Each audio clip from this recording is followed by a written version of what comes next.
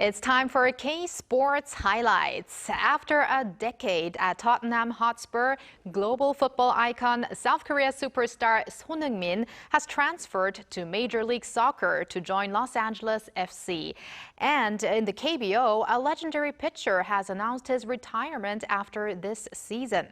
For all the details, we have our sportscaster Jason Lee joining us in the studio. Jason, hello. Hi, Hello. Jason. Good afternoon. Okay, the biggest news, probably Heung-min. We're going to talk about Heung-min first. So he did make his transfer. So let's start with Heung-min. No doubt this has been the biggest sports story over the last couple of weeks. And, you know, there have been rumors for actually quite some time of the possibility of Heung-min leaving Tottenham this offseason. And I have to admit that I didn't want to hear this. I was like, no, I mean, he's been such a staple and an icon with the team over the last decade that I think many, certainly including myself, were in denial of a possible move. But you know what? When you actually consider everything, it does make a lot of sense for all parties. And I've said this for the last several months now that Heung-min has clearly lost a step. He's not as explosive as he used to be, especially over the last several months, especially when it comes to one-on-one or even one-on-two situations that he would attempt confidently in the past. But now, you know, injuries, they've taken their toll as well. It's crept up as an issue, and that's resulted in a drop in playing time. And, you know, with a lack of playing time, it also means issues with personal confidence. The whole thing just kind of snowballs. So I think this should be a good move for Heung-min in that, yes, okay, he's going to a lesser league, but he's going to be continuing to have significant roles with his team, which I just don't think it would have been the case had he decided to stay with Tottenham. Might not have even been a starter with the team for the upcoming season. So this is a very good move for him. It's also a very good move for Tottenham, as now they're going to receive a whopping $26 million of a transfer fee, which would not have happened if he stayed with them for this year. And for LAFC, they're getting a big name star that, you know, the large Korean population of LA will be most likely very willing to pay money to go and see. And, you know, the LAFC, they've always been kind of like the LA Clippers of the MLS, as opposed to the LA Galaxy being more like the LA Lakers. So, you know, in popularity, I think LAFC is kind of a little bit lower, even though they're having a much more successful season than the Galaxy. The Galaxy have been around for maybe 20 years longer than LAFC. So this is a team that kind of needs to catch up in terms of popularity within their region to gain fan support. Now they've got a winning team. Now they've got a big name star who's Korean, large, you know, population of Koreans in LA. So certainly a very good move for everyone. Right. And speaking of that large Korean population in LA, I already saw how people were, how the uniforms, Heung-min uniforms are flying off the shelf. Oh, yeah. Definitely. Yes, absolutely. It's going to be a lot of fun and exciting for Koreans out there. Yeah, so I mean, even with LAFC paying, like I said, $26 million transfer fee, they're going to make all that money back in terms of uniform sales and ticket sales. Right. You know, I wonder whether Heung-min's English pronunciation might change into a North American accent. North American accent from his British accent. German British accent. That's definitely something to look out for as well. And Sonny actually did make his debut in LAFC already. It was against Chicago Fire. So how did he do in his first game? Yeah, well, against the Chicago Fire, you could say that he was red hot. He entered the game at the 1 hour mark, so he played about the last 40 minutes when factoring in injury time. And he obviously got a huge cheer from the fans when entering the game, even though this game was on the road in Chicago. So Heung-min earned a breakaway in the game about 20 minutes in, so he was taken down in the box. It was pretty clear. They didn't call it originally, but eventually they did get the penalty called, and his teammate Dennis Bouanga did tie the game up 2-2 thanks to Sonny getting the charge through. So already Heung-min making an impact, not just off the field with ticket sales and jersey sales, but he earned them a point by gaining a penalty shot for them. I know that many of his fans might be a little sad with the transfer, but still, I hope that it's going to turn out best for him. And yeah, let's look out for all the games now. Look forward to it. And now we're going to shift over to the KBO. A lot has been happening, including injuries. And we unfortunately have to talk about another hamstring injury regarding Kim Doyoung. Yes, this is very unfortunate. Kim Doyoung's been dealing with a hamstring injury all season. Twice he's been on the injured reserves because of it. You could say that his leg has hamstrung his season.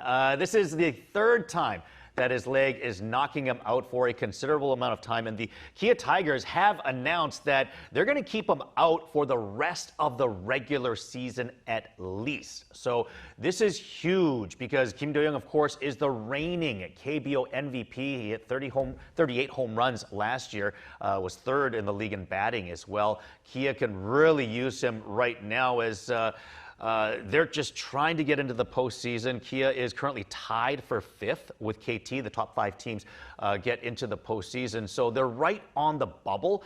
And I can tell you this much. No team, none of the top 4 teams want to face Kia in the postseason if this is a team without Kim Doyoung that might be able to add Kim Doyoung in the playoffs. If that happens, that would be a very scary team to face. And I'm sure all the teams are hoping for KT to make it in.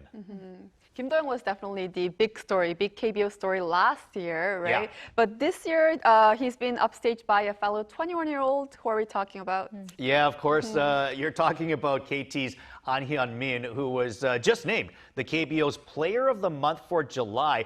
He's currently hitting .348, which is tops in the league. His 1060 OPS is also tops in the league. And for the month of July, he hit .441 while slugging .706. I mean, these are video game numbers. And as you mentioned, he is the same age as Kia's Kim Doyoung, but An is actually still eligible for Rookie of the Year this year. And let's face it, it's a foregone conclusion that he's going to win the award. The only question is basically going to be, will it be a unanimous winner of the award or not? Which, I think he's got a very good shot of as well. Anyways, the one other thing that I'll mention, though, is, of course, over the last 2 seasons, we've lost Kim Lee Jung-hoo as well as Kim Hae-sung to Major League Baseball, both of them leaving the Kium Heroes to make their way over to Major League Ball. But, since then, a lot of people have been wondering what's going to happen to the KBO, losing these 2 big stars. Well, what's happened? The KBO has broken attendance records last year and most likely this year as well. And now they've busted out with 2 huge young stars in Kim Doyoung, MVP last year, and Anan Min this year, most likely going to be Rookie of the Year. So in the last 2 years, a lot of people worried about the status of the KBO, but it looks like they're in very good hands with these 2 youngsters. Well, if you have some athletes leaving, you have newcomers again. But now we have to speak again about someone who announced that he's going to leave. We're going to talk about Samsung Lions pitcher Oh Seung-hwan, who announced his retirement. This is a huge deal, isn't it? Yes, very, very sad. Actually, I actually have an autographed ball from Oh Seung-hwan. So I think I have one too. Really? Wow. Yes. Everyone has one? Hey, where's mine? I was just rare special. I thought it I is was actually special. rare. It is. It No, is it is. special, really. So he is certainly a very rare person. I mean, if you've just gotten into baseball or the KBO recently, you might not fully appreciate the accomplishments of Oh Seung-hwan, but he has been as great as they come as a reliever. He set the single-season saves record back in 2006 as a sophomore and was a finalist for league MVP that season. Unfortunately for him, though, that same year, Lee Dae-ho won the hitting Triple Crown. Ri Hyun-jin took the pitching Triple Crown as a rookie, and of course, he won MVP honors for that. But Oh Seung-hwan, I think you can safely say that he is probably the greatest Korean reliever of all time. Not only are his 427 saves more than any other KBO pitcher ever, he accomplished that while spending 2 years in Japan with the Hanshin Tigers, 4 years in Major League Baseball with the Cardinals, the Jays, and the Rockies.